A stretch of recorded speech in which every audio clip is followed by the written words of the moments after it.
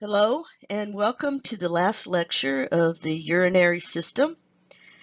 We have spent 4 lectures looking at the anatomy of the kidney and then looking at how the blood is filtered, how molecules necessary for life are reabsorbed back into the blood, and then how the blood secretes waste, etc., back into the filtrate in order to form urine.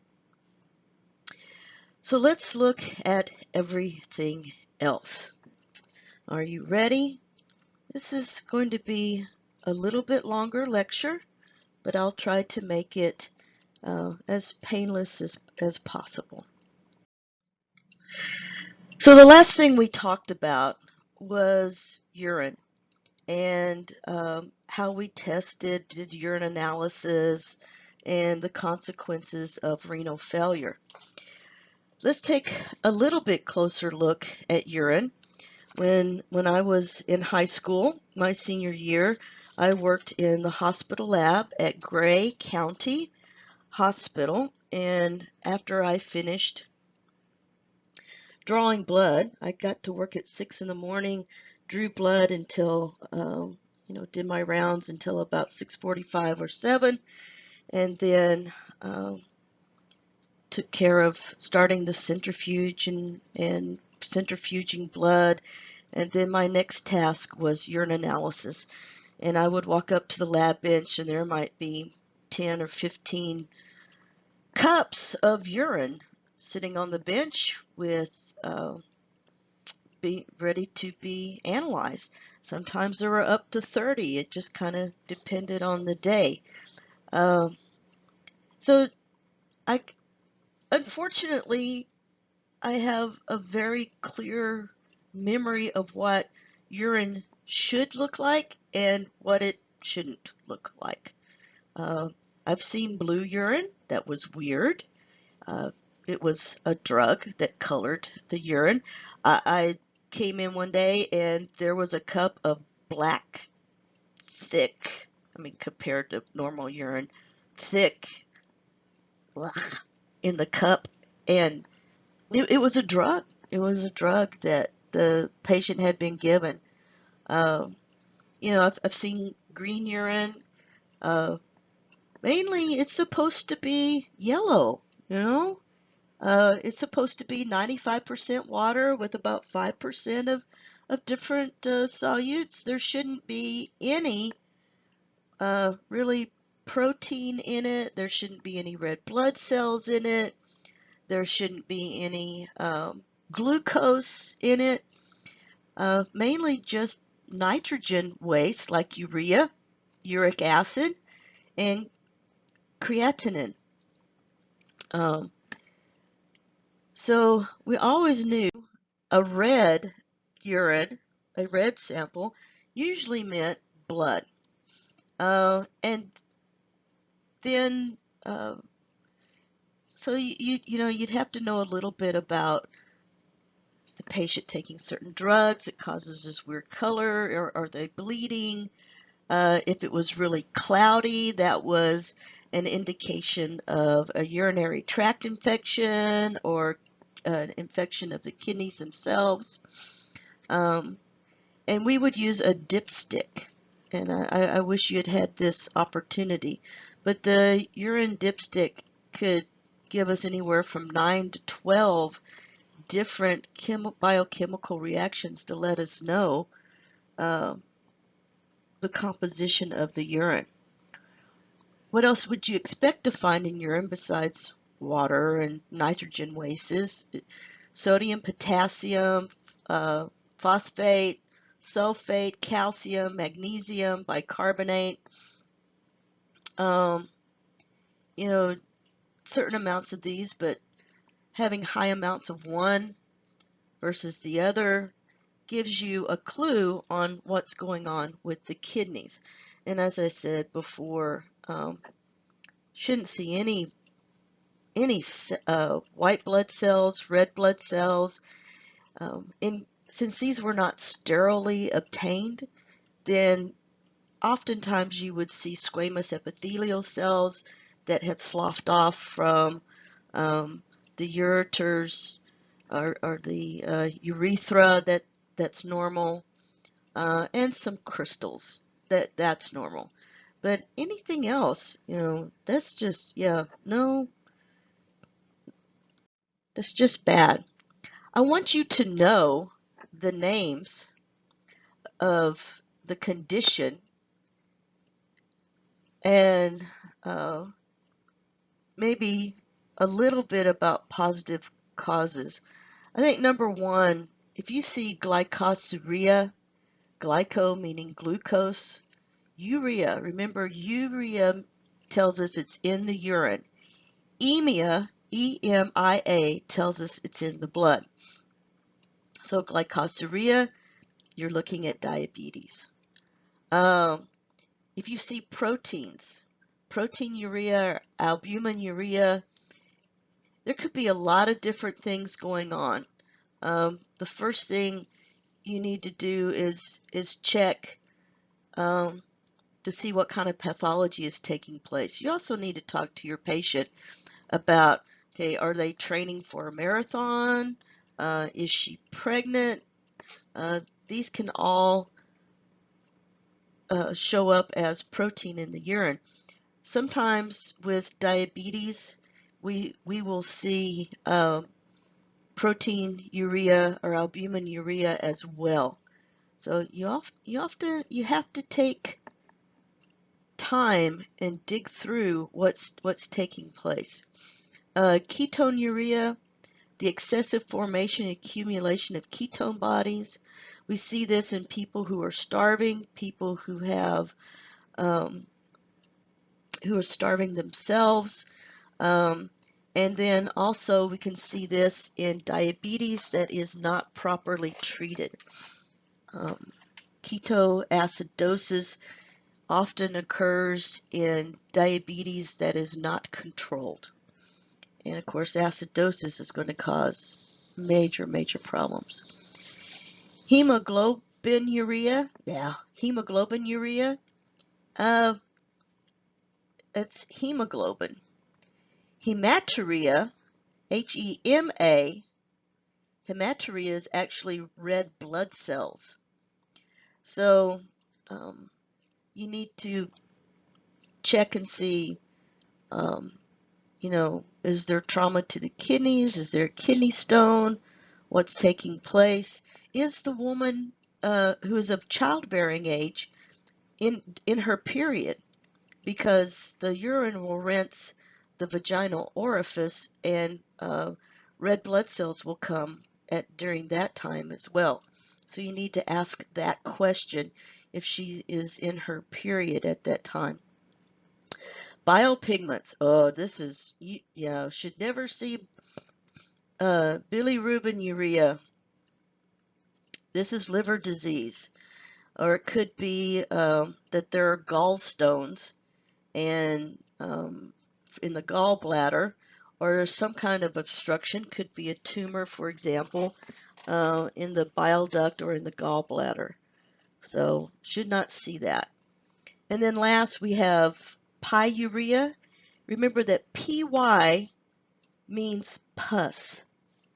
PY means pus. And then urea, urine. And so if you see leukocytes, white blood cells, in the urine, that is indicative of a urinary tract infection. So you may want to pause right here and write down these conditions and their possible causes in your notes, and make sure that you know what these are. Physical characteristics. And I spent way too much time doing this. Is it clear? Is it fuzzy? Is it cloudy? Oftentimes cloudy tells you UTI. It should be of some form of yellow. If it's a very dilute urine, it will be a very pale yellow. If they're taking a lot of vitamins, it may be a very bright yellow. If it's concentrated, it'll be a deep yellow. This is from urochrome. Chrome means pigment.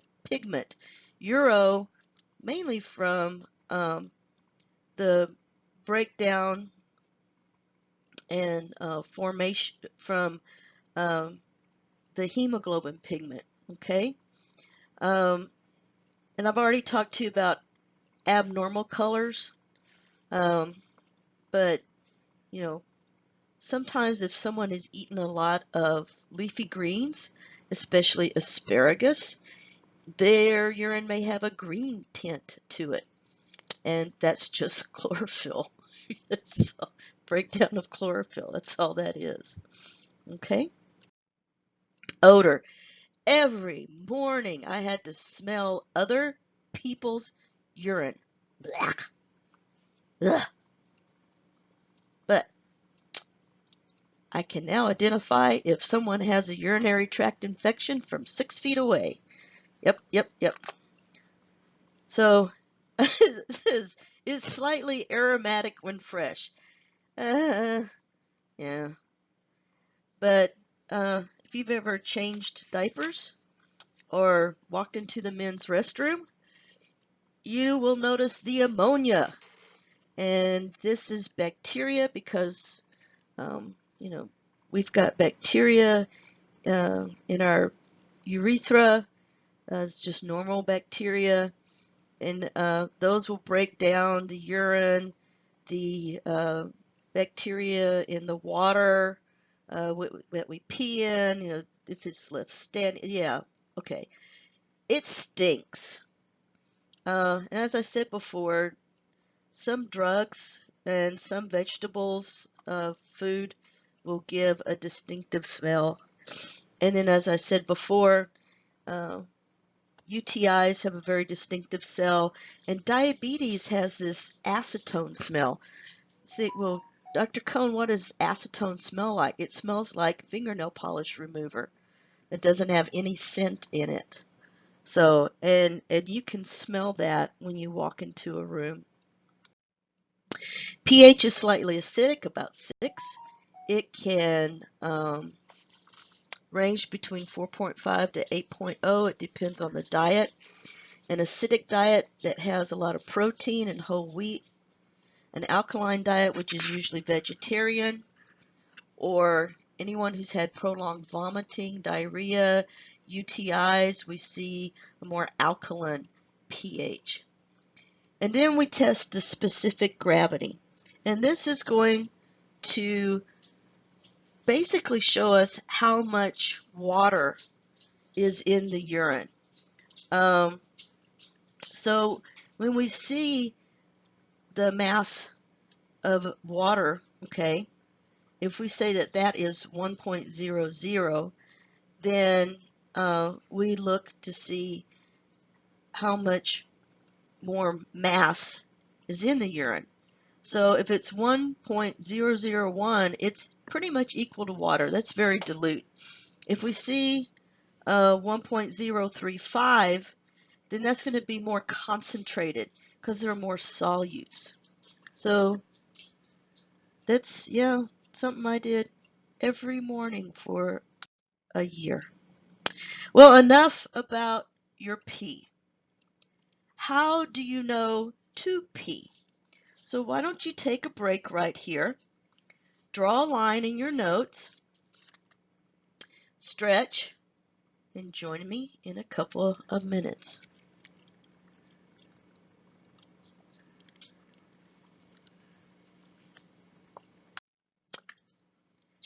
The rest of the system anatomically is from the kidneys to the urinary bladder or the ureters.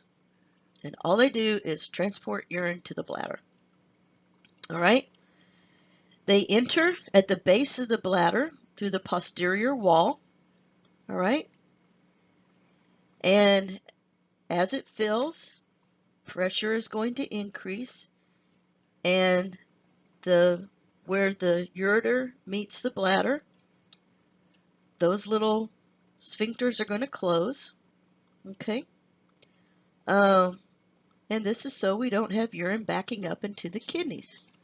If you have urine backing up into the kidneys, then you're going to stop filtration, and that leads to renal failure. The layers of the ureter wall, the mucosa, the muscularis, and the adventitia. In the mucosa is transitional epithelium. The muscularis, smooth muscle, duh, okay? And then adventitia, the outer layer made up of connective tissue that helps hold everything in place, all right?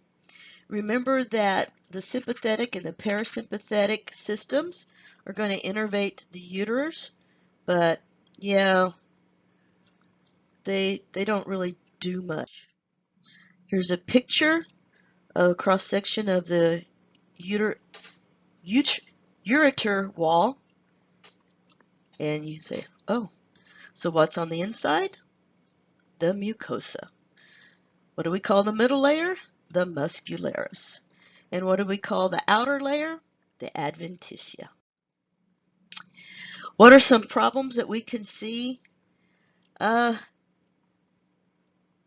Your book talks about kidney stones, and I'd like for you to read through this. But these are crystal forms of ions, calcium, magnesium, and uric acid salts. And they can build up and get large enough that they actually block the ureter. And so urine doesn't flow, and you can't pee. This is not good. If it is found in the nephron, we say that they are found in the kidneys. If they're found in the ureters, then they've moved from the kidneys into the ureters and they're blocking it. We can use sound waves, sonic waves, to break up the kidney stones, and they will pass. It is very, very painful. I have a cousin who had kidney stones while she was pregnant with all 3 of her children. That's just not fair. And she said that the pain from passing the kidney stone was very, very similar to the pain of giving birth. So it's not a laughing matter. It's very, very, very, very painful. Most of the time, little stones will pass, but the bigger ones get lodged. If they can't be removed by sound waves, they have to go in with a scope and try to grab them and pull them out or break them up, or they'll have to do serious surgery and go in and surgically removed. Most of the time, we can do lithotripsy, which, as I said, is sonic waves. What are some of the risk factors? The biggest risk factor in kidney stones is dehydration. Most people do not stay properly hydrated. Occasionally you will find folks that have a malformation, maybe in the pelvis of the kidney, and that allows crystals to get caught up and form kidney stones. But most of the time it's just a lack of hydration. So drink that water and take care of yourself.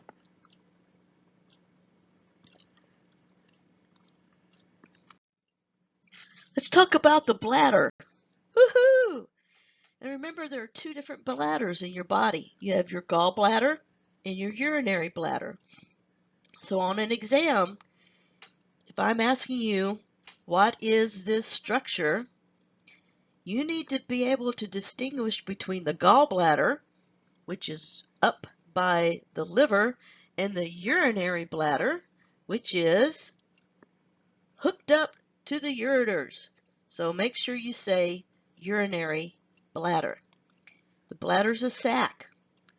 It is in the pelvic area, mainly on the floor. Uh, and then we see in women that it is anterior. That means in front of the vagina and the uterus. And the uterus actually sits more or less on top of the bladder.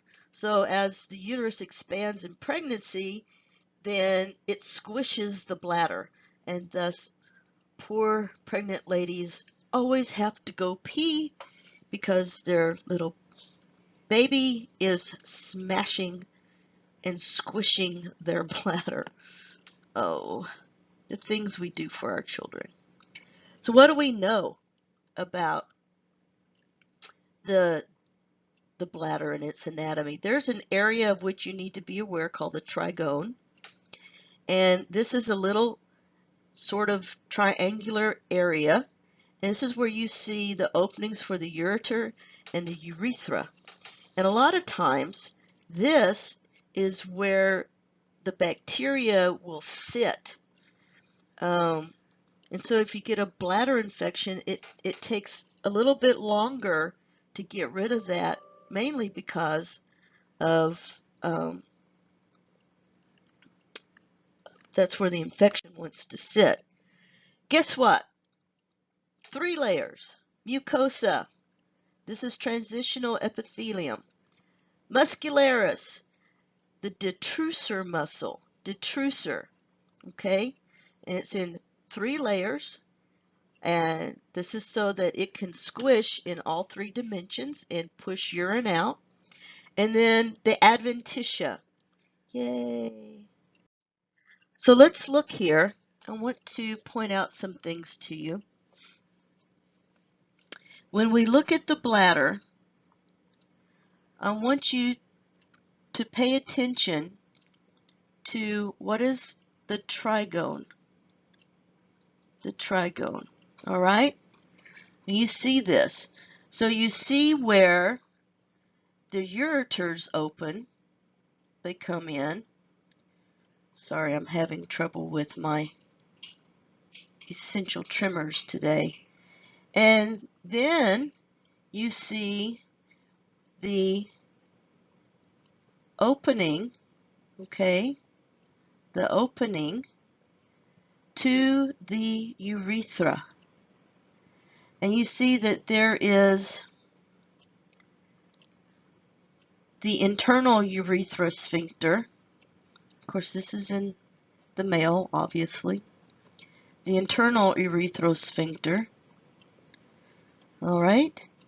And then notice here at the pelvic, not the pelvic wall, the urogenital diaphragm in the pelvic area. There's the external urethrosphincter. The external. Okay. And then it travels down, and the male has a long urethra, and it's broken into the prostatic urethra. Okay. The spongy urethra, and then we have the external urethral opening. So you have an external urethral sphincter and the external urethral orifice. Notice that the sphincter is up inferior to the prostate. And this is the sphincter that is voluntary. And this is why, guys and ladies, when you have your little boys, they have a more difficult time shutting off the flow of urine, mainly because when they close the external urethral sphincter, there's still urine in the urethra that has to be expelled. Okay, so we have the prostatic, the intermediate, and the spongy. All right, the prostatic up here in the prostate area, the intermediate, and then once you have the erectile tissue, it's called the spongy. The spongy. That's probably more than you want to know, but you're going to be physicians and physical therapists and dentists, and you got to know this. So let's look at the female structure. And so once again, notice the trigone. Notice the trigone area. And we see where the ureters come in. See where the ureters come in. See where there is the internal urethral sphincter. It's an involuntary control. And the external urethral sphincter. It's under voluntary control. And then here is the urogenital diaphragm. And females have a very short urethra once it leaves the urogenital diaphragm. And our external urethral orifice, the one that's under voluntary control, you see is very, very close. It is basically the end of our urethra. And so when females shut that external urethral orifice, very little urine is going to pass because it shuts off the majority of the urethra.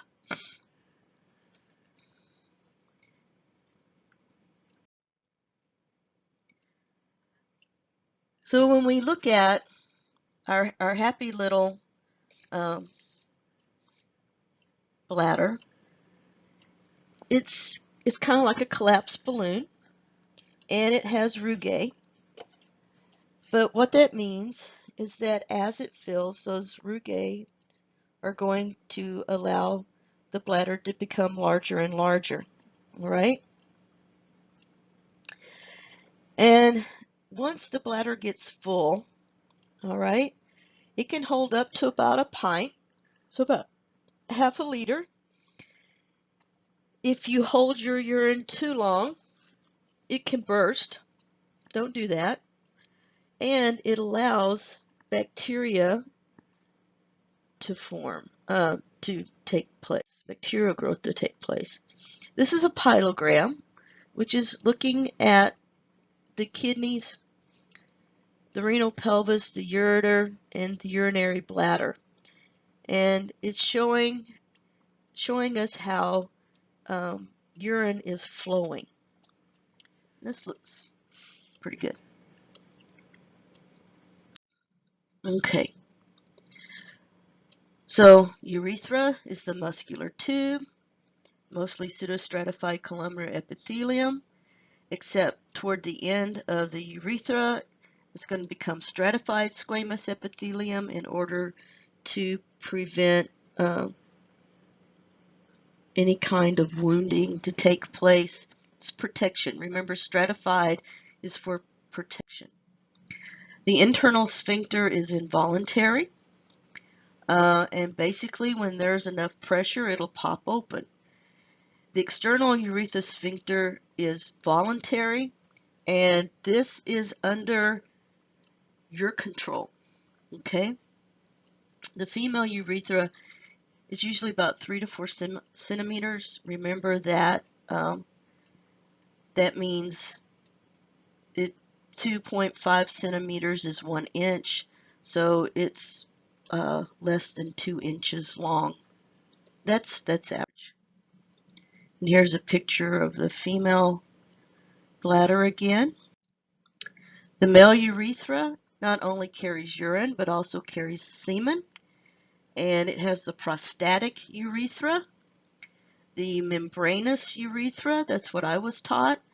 Intermediate part passes through the urogenital diaphragm from the prostate to the beginning of the penis, and at the beginning of the penis to the external urethral orifice is called the spongy urethra.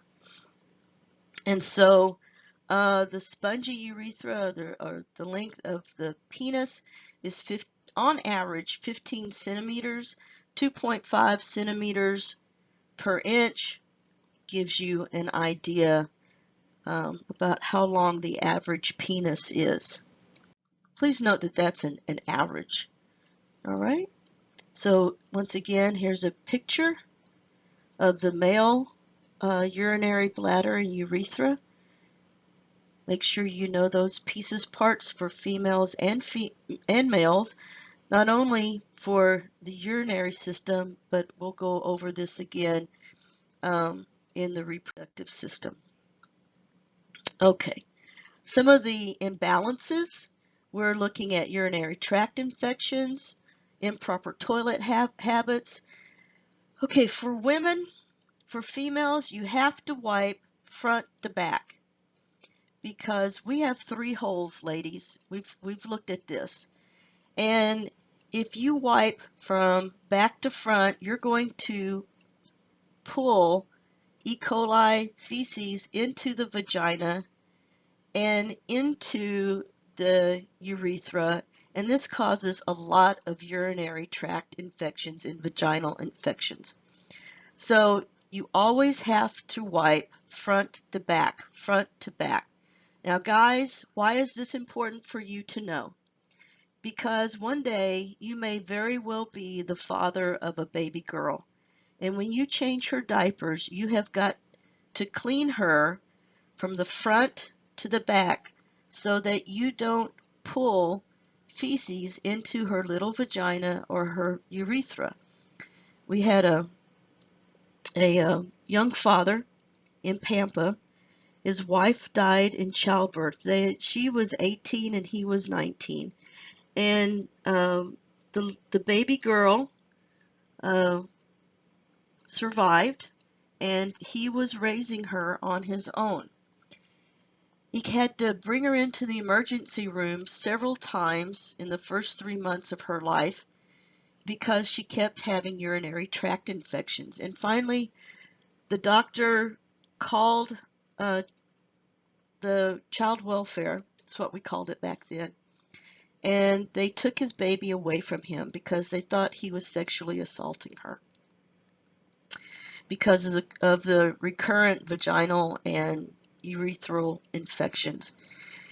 One day, as they were watching him take care of her, the social worker, realized that, lo and behold, he was wiping her back to front and dragging her feces into her vagina and her urethra. And this is what was causing all the infections. And after they taught him how to clean her properly, they sent her home with him. And she had no more problems. So it's real important, gentlemen, that when you change your baby girl's diaper, that you wipe her front to back so that feces won't be dragged into her vagina or her urethra. And actually, as physicians and PAs, nurse practitioners, you're dealing with a lot of women who have recurrent UTIs, you need to talk to them about how do they clean themselves, because for some reason it doesn't click or they're not taught. Okay, now most of the UTIs are going to occur in sexually active women. Intercourse drives the bacteria from the vagina and external genitalia toward the bladder, and the use of spermicides can make this problem even worse. So you'll need to visit with your patient about their sexual habits to try to figure out why UTIs are occurring so many times. Other terms you need to know: urethritis, and this is inflammation of the urethra, THR, okay, THR, urethra, urethritis. Cystitis, cyst means a bladder, so this is inflammation of the urinary bladder, or it could be inflammation of the gallbladder. Pyelitis or pyelonephritis, inflammation of the kidneys. What do we see?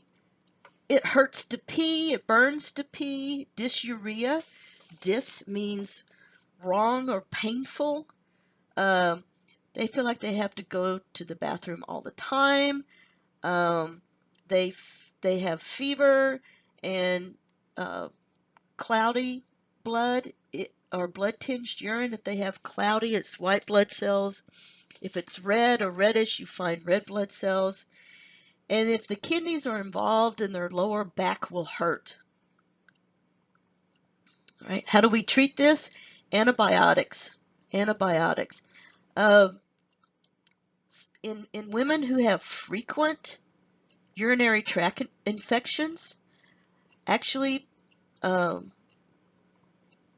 cranberry juice works really well to help with that, because the acidity, the protons wind up being filtered out of the blood, and that decreases the pH of the urine, and that helps kill off the bacteria.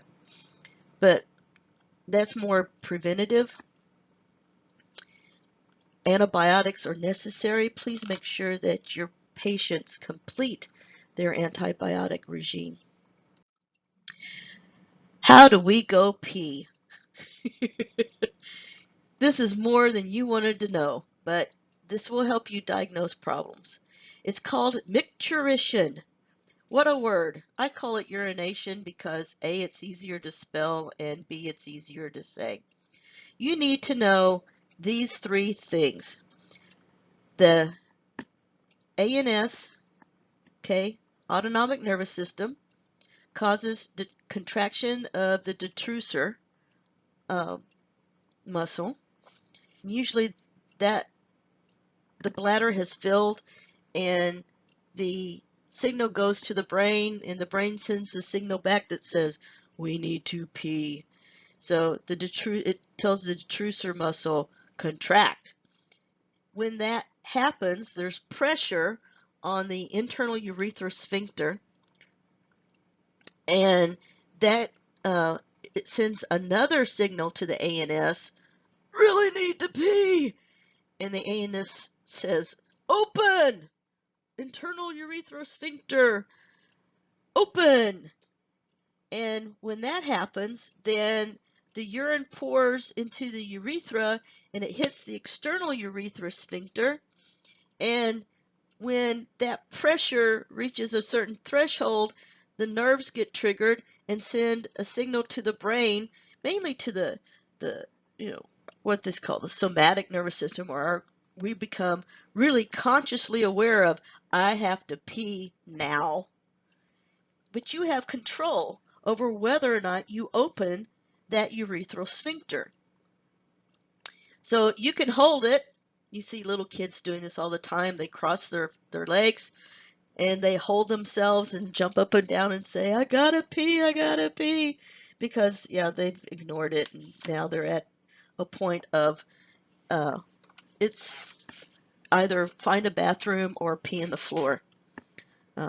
So these are the three things that have to happen.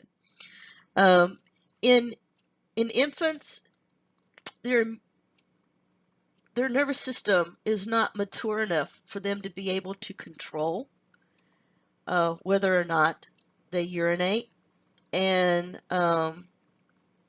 what we see is somewhere around 3, between 2 and 3 years old, their nervous system becomes mature enough that their brain can be activated to say, okay, hold your urine, hello, you need to pee, let's go to the bathroom. And then it's part of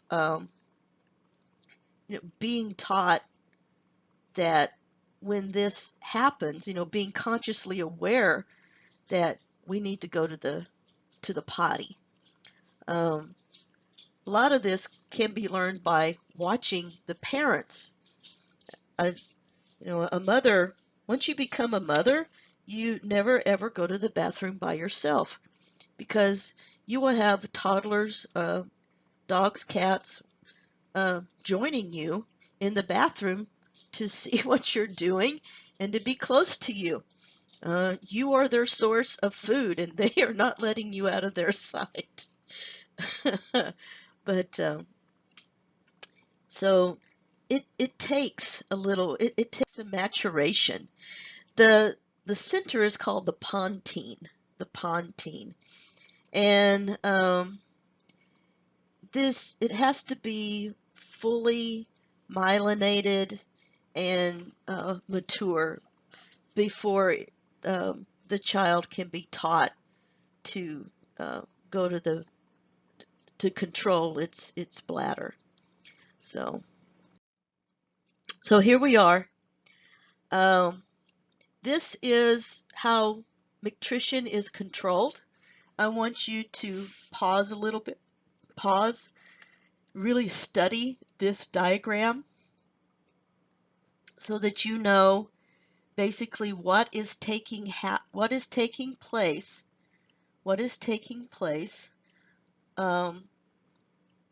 and how we pee.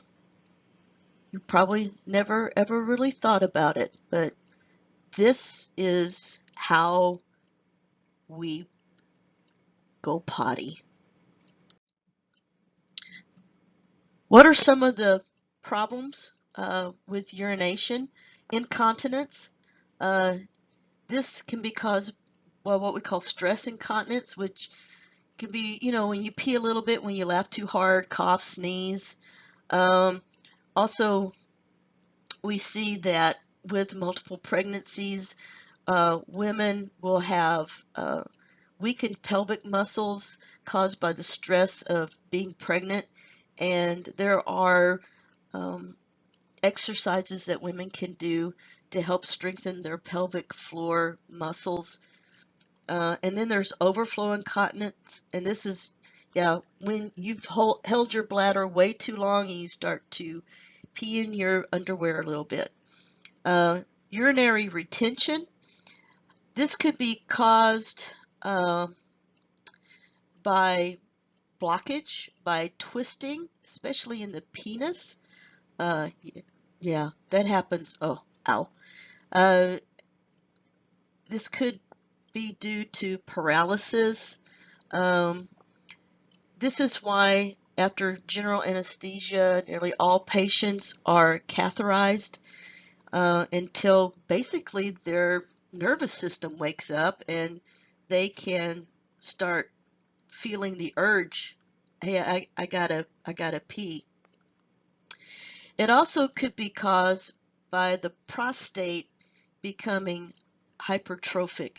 In other words, the prostate enlarges and it squeezes the prostate urethra, and that can cause urinary retention. And usually what happens with that is it takes a long time for the urine to start, and then it takes a long time for urination to end.